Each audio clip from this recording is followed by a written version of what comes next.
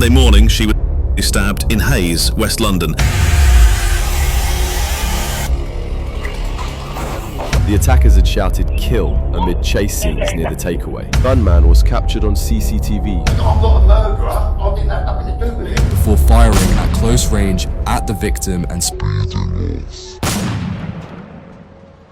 Hope you guys are enjoying your weekends. The sun is out. It's extremely beautiful out there. Comment down below. Let me know what you're up to this weekend. Would be really interesting to know where you guys are watching from as well. But we are back with a disturbing compilation of videos that prove once again the UK just isn't a great place to live at this moment in time. Why is that? Well, these videos are going to explain why. Let's get into it. This is the shocking moment a prisoner escaped as he casually walks out of a hospital with cops, then launching a manhunt. Marwan Juma, 20, escaped after being transferred from a secure hospital facility to North Manchester Hospital for medical treatment. CCTV footage released by Greater Manchester Police showed Juma calmly walking out of the hospital wearing a light blue t-shirt without anyone stopping him. Juma was serving a prison sentence after pleading guilty to robbing a woman, assaulting a police officer, and causing grievous bodily harm to another woman in London. Police described him as a risk to both himself and the public and launched an urgent appeal for information on his whereabouts. After an intensive search involving dozens of officers, Juma was finally spotted by an observant Lancashire constabulary officer who quickly arrested him. He has now been returned to a secure hospital facility while police thanked the public for helping bring the manhunt to an end. Did I hear that the guy was 20 years old? That guy did not look 20 years old. And once again, what this more or less proves, ladies and gentlemen, is there's a strong level of incompetence. Ain't he supposed to be handcuffed to the bed or something? Like, what are we talking about? Kirandeep Kaur was the mother of a 4-month-old baby. On Sunday morning, she was stabbed in Hayes, West London, in a senseless act of violence that tragically short. A deeply disturbing timeline of the tragedy has emerged. Security footage from the neighbourhood shows the 44-year-old suspect, Daniel Sean James, armed with a large knife, roaming the local streets and knocking on random doors. Tragically, Kirandeep was targeted and attacked shortly after these attempts. Following the stabbing, the suspect fell from the top floor of the property.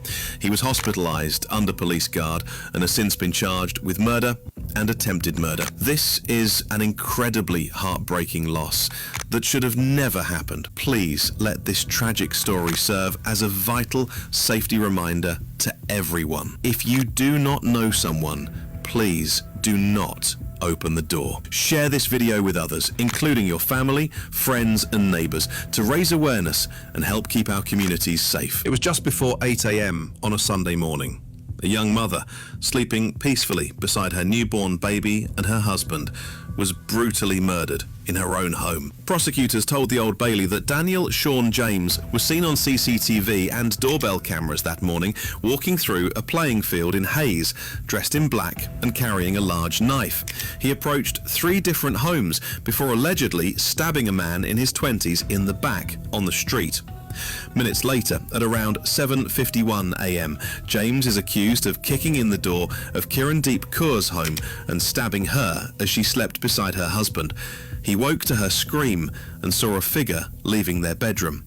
Kirandeep, 24, died from a stab wound to the chest and was pronounced dead at 8:26 AM. James jumped from a window, breaking both ankles, and was arrested at the scene. Neither victim knew him. He's been charged with murder, attempted murder, and possession of a bladed article. A plea hearing is set for October 1st. Kirandeep's family in Punjab remember her as a wonderful mother. They believe she was the victim of a sickening, racially motivated hate crime and are begging for help to bring her body home. Please keep Kirandeep, her husband, and her baby in your thoughts today. Rest in peace. Brutally murdered in bed next to a newborn baby, man. Second, mate, police officers. Right? To commit robbery. Right, don't have the same thing, but mate, you don't make some questions, some push out, right?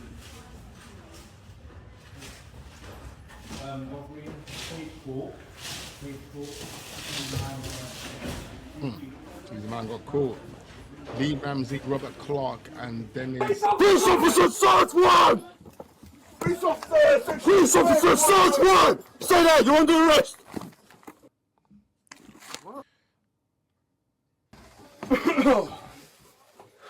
Everything else? Just get a boy. Police support! What's going on? Show your hands! Oh, Show your hands! Please leave me on premises. But you've been decent with me, so let's say at the front. No, that's all right. Just like that. 2 seconds, I've just got a double lock on, make sure they don't. Yeah, for a second, mate. Police officers, right? At the moment in time, you're under arrest, right? For conspiracy to commit robbery, right? You don't have to say anything but may harm your defence if you don't mention when question. So these guys guilty to conspiracy to rob after they grabbed £225,000 worth of jewellery from a shop in Richmond upon Thames, and this is them doing exactly that. Did I miss it, or does it tell us how they got caught? Because these guys look like they're balaclavaed up, gloves, everything. So how did they get caught? Police, stay there. At the moment, you're under arrest for being concerned with supply of Class A drugs. You don't have to say anything, but in my defence, if you don't mention when questioned, say later on in court, anything you do say may be evidence. Okay, you're also under arrest for being in possession with intent to supply Class A drugs. Yeah, it is, yeah. Loads. Yeah. I would say it's quite a significant amount of cash. A drug dealer who threatened to stab teenage boys sent to prison. The 21-year-old supplied drugs to vulnerable people, including one user who died last year. Rishik Parmar, 21, was caught under Essex Police's Operation Raptor.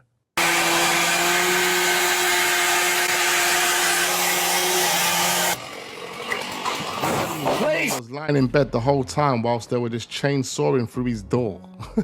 If that was me, I would have got the cash and I would have been at the exit. The back door, through a window, somewhere. The guy is just lying in bed, listening to them chainsaw through his front door. That is crazy. There you are! Please stay there. Please stay there. At the moment, you're under arrest for being concerned with supply of... He didn't actually realise that that was a chainsaw coming through your front door, rude boy. Man's sitting there thinking, right, someone doing some gardening. He must have thought that was the next door neighbours doing some DIY or something. I don't know, bruv, but the guy is still all cozied up in bed. Like, that's crazy. I'll say drugs. You don't have to say anything, but in my defence, if you don't mention when questioned, say later on in court, anything you do say may be evidence. Okay, you're also under arrest for being in possession with intent to supply Class A drugs. Yeah, it is, yeah. Loads. Yeah. I would say it's quite a significant amount of cash. Absolutely. I would say. Where's Mark Jones?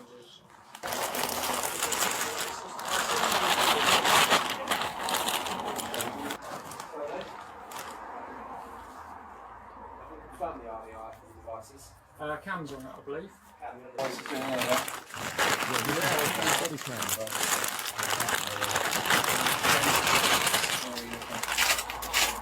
As a result, he admitted to charges including threatening a person with a bladed article in a public place, being concerned in the supply of crack cocaine and heroin, possession with intent to supply crack cocaine and heroin, and possessing criminal property. Palmer of Courtwood Lane, Croydon, had been operating the 50 drug line across Colchester, including the Greenstead area, selling harmful drugs to vulnerable people and engaging in exploitation. This is the terrifying moment two men armed with machetes sprinted towards their victim after forcing his car to stop. CCTV captured them, charging at Kelvin Ward in a frenzied attack. Seconds earlier, their vehicle had rammed Ward's son's car in a high-speed chase, cornering them on a suburban road. The attackers had shouted "kill" amid chase scenes near the takeaway, with Mr. Ward's teenage son the initial target. Mr. Ward had been recorded on CCTV getting into a Vauxhall Corsa driven by his son at the KFC on Chester Road. Their 19-year-old target managed to escape, but Mr. Ward was set upon near Smithwood Secondary School. 3 men had been previously convicted of killing Kelvin Ward. Clayton Williams, 28, and Tyrone Hollywood, 17, were found guilty of murder and jailed for life with minimum terms of 29 and 19 years respectively. Aaron Coates, 18, was convicted of manslaughter and sentenced to 21 years. A 4th man, Rashawn Williams Reed, 18, was found guilty of conspiracy to murder Mr. Ward's son and jailed for 13.5 years. The streets ain't safe, ladies and gentlemen. You've got to be careful when you're out there. No matter what you're doing, no matter who you are, where you're going, just be careful. Stay vigilant at all times. Gunman was captured on CCTV moments before being executed in broad daylight following a row about a quad bike. Gavin Parry, 31, was shot twice in the head with a Scorpion machine gun after confronting Theo Bailey and Dante Calci. Half an hour earlier, Mr. Parry was seen riding a yellow quad bike into an industrial unit in Birmingham, which he was trying to sell. An argument broke out and Mr. Parry left the scene but returned 26 minutes later with a gun and wearing a bulletproof vest. CCTV footage showed Mr. Parry walk towards the unit carrying a gun seconds before he was blasted to death. Bailey was also caught on security camera dialing 999 and telling police he was an innocent bystander who had just witnessed a shooting. He's been shot in my unit. So, who's they been shot by? I don't know. Is he dead? He looks like it. How long ago has he been shot? Probably like 3 minutes, 4 minutes. Detectives later discovered the footage and Bailey and Calci were arrested on suspicion of murder for the shooting on April 13th, 2021. Your unit is it? Has somebody spoken to you and got your details yet? No, my phone only over the 999. You made the 999 call, did you? Okay, alright, bear with me just 2 seconds, mate. The CCTV cameras on there, can you access that at all? The CCTV cameras? Just for show. This guy, he was the guy that just come dashing with the strap. And then he calls the police on himself. That's crazy. I'm not a murderer. I didn't have nothing to do with it. I don't care. This is the moment a killer was arrested for the 1984 murder of Anthony Littler, who was found dead in an East Finchley alleyway. Brothers Michael Stewart, 57, and Anthony Stewart, 60, have been sentenced to life imprisonment for the attack, with the judge noting they usually targeted gay men to rob, though there's no How did they find out so many years later? evidence Littler was gay. I was 14 years old when this happened. Listen, I lived at home with my mum. Let's do this in business, right? Two brothers are facing life in jail for killing a civil servant 42 years ago during a spree of gratuitous violence against gay men. Michael Stewart, 57, and Anthony Stewart, 60, were just 15 and 18 when they set upon Anthony Littler as he walked home in East Finchley on May 1st, 1984. The victim had spent the evening at a pub in Surrey at a meeting of the Ponds branch of the Society for the Preservation Sad, but at least he's finally getting justice.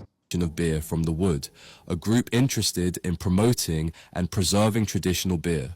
He was ambushed and left for dead as he walked home down a narrow alleyway from East Finchley Tube Station in the early hours of the morning. This is the moment a teenager stabbed a Deliveroo in stomach as he tried to steal his bike in North London. That teenager was 19-year-old Lewis Livingston, who was stood at bus stop, leapt out at the rider and kicked him, forcing him off his bicycle. He then unsheathed the large knife and chased the victim away before mounting the bike and brandished the knife again at the victim when he tried to stop him at around 4:30 p.m. on July 1st last year. The rider, with a distinctive Deliveroo thermal backpack, tackled Livingstone to prevent his bicycle from being stolen. The victim was riding his bike home after just buying some food. As they writhed on the ground, Livingstone retrieved his knife and stabbed the victim in the abdomen in front of scores of horrified onlookers. When asked why he had done it, one witness said Livingstone simply responded, "Is he dead?" The victim was given first aid at the scene before being taken to hospital, where thankfully his injuries were assessed as not life-threatening or over a bike. life-changing. Livingstone was jailed for 6.5 years for the brutal attack after pleading guilty to attempted robbery and possession of a 6.5 years. He should have been getting a 12 at a bare minimum. bladed article. He received another 18 months after being in breach of a suspended sentence. He was on suspended sentence and he's out here robbing bikes with Ramses in his hand. Like, what are we talking about? Two men will now serve lengthy jail sentences for arranging and carrying out 3 firearms discharges in South Manchester and Stockport. Zaki Shazad and Kieran Morgan have been brought to justice for the part they played in a dispute between 2 rival organised crime groups. Their actions instilled fear and trauma among those in the community. They endangered the lives of innocent bystanders, including children. Thankfully, no one was physically injured. Through extensive digital analysis across CCTV, Ring doorbell footage and social media, detectives quickly linked the 3 firearms incidents and named Morgan as the gunman. Further investigations revealed he had carried out these attacks on behalf of others, one of those being Shazad. We are tirelessly pursuing those also linked to the investigation. There is no place for guns in Greater Manchester. Man was moving scared of his own gun. Like he was holding a shotty and he was scared to shoot it. He didn't know if it was going to take his own hand off. Shocking footage shows the moment a man was shot in the neck at a motorcycle gathering in Hayes, West London. Gunman Ahmad Al-Hajj Sharif, 22, is seen on CCTV approaching the 19-year-old victim on his motorbike before firing at close range at the victim and speeding off. The victim, who appears to be walking across the road, first attempts to duck and then falls to the floor. Wearing a motorcycle helmet, he staggers across the road before running out of frame. Later scenes show the victim being carried into Hillingdon Hospital, where officers were later called by staff. The Met said that the victim had approached Sharif at the large motorcycle gathering, attended by hundreds, earlier that night. Unbeknown to the victim, the pair were part of the same group. Sharif threatened the victim at the event in Piccadilly Circus and then pursued This guy, look, he's got the strap. Look, the strap's right there on the floor. So he pulled out the strap to shoot who? And then he ended up getting licked down. Like, what's going on there? him via motorbike before opening fire. The gunman was discovered by the Met to have rode away from the incident to his home address, where he was later charged for attempted murder. He was found guilty of attempted murder on Monday and sentenced to 27 years imprisonment. That literally has to be one of the most stupidest things you could do in a situation like that, when you've just pulled out the strap and let it off. You drive straight back to your house. You're under arrest for possession of a firearm. Okay? Firearm. Fire a gun. Where? A gun. All right. This is the moment. Man's trying to play stupid. A drug dealer carrying a handgun, bundles of cash, and a stash of cocaine was arrested. Sorry? Can I just call my dad? Call your dad? Yeah. Please, mate. Right, how are you? Yeah, okay. On the afternoon of 13th he must have called his dad so his dad can get the rest of it out the yard. June, officers keeping watch after local complaints about drug activity spotted 20-year-old Joni Lesage behind the wheel of a black Vauxhall, even though he was already banned from driving. They tailed the vehicle into Dickens Street. He'd be 20 years old and already banned from driving. That's crazy. Dead end, where Lesage and his passenger bolted from the car and tried to escape through nearby gardens. Step out! Nothing in your hand! Put your hands up! Step out of the address! Hey, peon! Step out now! Contact with the subject. Step out! Stand by for update. Contact with the subjects. They're ready to light this guy up. You're surrounded by our police. Stop there! Put your hands up!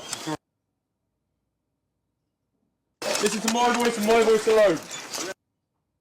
Both were tracked down and arrested shortly after.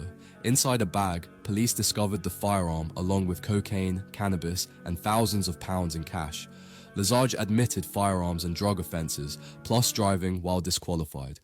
Yesterday, undercover police raided a snooker club on Kilburn High Road. 6 people arrested, suspected drugs and weapons seized. But here's what makes this bigger than just yesterday. This street has been at the centre of organised crime investigations for over a decade. A snooker club raided in 2012, raided again 4 months later, stripped of its licence. A gun attack, bullets fired into the door in the middle of the night. Police describing the club as the centre of a £1 million drug-dealing cartel. Then, just 3 months ago, a week-long Met operation on this exact street. 45 arrests, over 1,000 stolen phones, machetes found in a barber shop. This community has been raising concerns for years, and police keep coming back, because the criminal networks keep returning too. This Scottish gangster built a £100 million cocaine empire, until one tiny mistake brought his criminal empire crashing down. For years, Jamie Stevenson was one of Scotland's most powerful underworld figures. Police believed he operated behind a wall of trusted associates, encrypted phones, and international drug routes stretching across Europe. Known to investigators as one of the country's most influential organised crime bosses, Stevenson allegedly controlled a network responsible for reporting huge quantities of cocaine into the UK, while living a life far removed from the violence on the streets. But everything changed in 2020. Inside a shipping container disguised as carrying industrial machinery, investigators discovered nearly a ton of cocaine, with an estimated street value of around £100 million. It was one of the biggest drug seizures in Scottish history.